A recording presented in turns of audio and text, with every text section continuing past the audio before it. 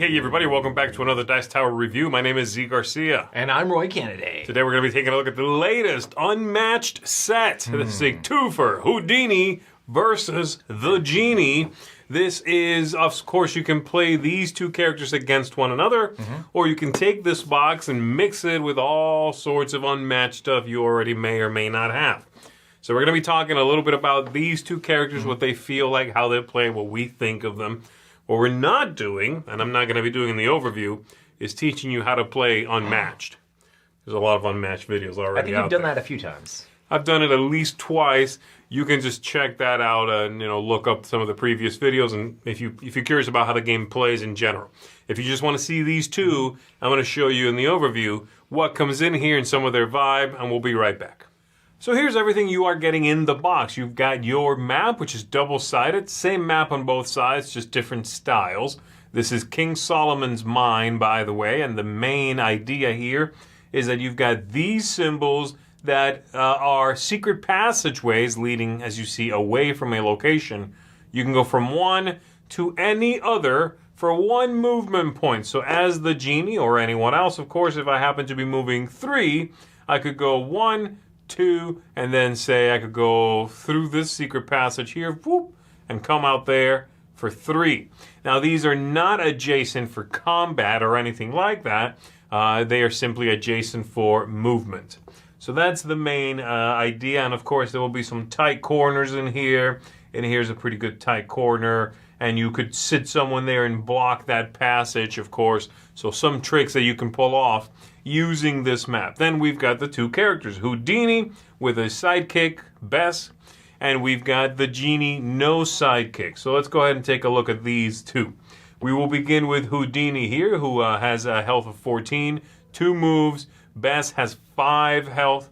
And then, of course, the ability is Escape Artist. When you take the maneuver action and boost, you may place Houdini in any space instead of moving. So if you boost your maneuver, draw a card, and then move. If you boost that, you can go anywhere you want to. And the other big thing about this deck is that a lot of Houdini's cards have boost abilities. This is a whole new thing in which the cards will have, besides a boost value like this one, an ability next to that card. So for example, we've got this one here. Whereas this card, if you boost with it, no matter what you're boosting, movement, a combat that you're allowed to boost, it says draw 1 card. So not only do you get this 2 value, you get to draw a card. And there will be several of these cards that let you do various things. If it's your turn, gain 1 action. That's the boost ability there. You've got draw a card again, gain an action. Deal 2 damage to any fighter. Doesn't matter where they are, any fighter, deal 2 damage if you boost with this. And so, some tricky things that are going to happen. You can return cards to your hand. You can deny your opponent, forcing you to discard something. This one lets you recover 2 health. And this card here is very interesting. It cannot be canceled. And if you would be defeated when you defend with this, instead you set your health to 4, and you're fine. The game keeps going. You timed this right. You can keep yourself alive for a little bit because he does have a couple of copies of that. So there you go. This one here says look at an opponent's hand and choose a card for them to discard. That's the ability there. So very interesting and tricky stuff. A hard deck to sort of pilot correctly though, because like I said, it's got some funky stuff. And then we've got the Genie over here, sort of a straight up powerhouse. The Genie has ranged, as opposed to these two are both melees. 16 health, 3 move, and then this ability that says at the start of your turn you may discard 1 card to gain an action. So you can have 3 actions on your turn, and the Genie is trying to draw a tremendous amount of cards, which does mean they need to win fairly quickly, or their deck will burn out. But it is very powerful, that ability. And so we've got here a few different things, with the sort of the powerhouse card being the 3 wishes card, of which they have 3. And this one says, gain 1 action and choose 1 effect. Draw 5 cards. For the rest of the turn, your card's values are 4, and cannot be changed, or each opponent discards 2 cards. So again, extremely strong card, and it replaces its own action, so you can keep going. The Genie's going to have this here, back in the lamp. The Genie recovers 4 health. It's going to have discarding cards to hurt adjacent fighters. It's going to have some cards that let the opponents draw a card, but you draw 3. So things like that. Look at your opponent's hand of cards and choose one for them to discard. Draw cards equal to the amount of combat damage you took. So again, there's a lot of card draw here. Good or bad, right? Depending on how long the game is going. Like this one here. If your opponent draws 1 card, you draw 3. But you have to know, when to back off, when to not keep drawing and sort of decking yourself out. So that is the Genie and some of the things that it is going to do. Again, this is just to give you kind of an overview of these 2 characters. Let's go ahead and go back up top.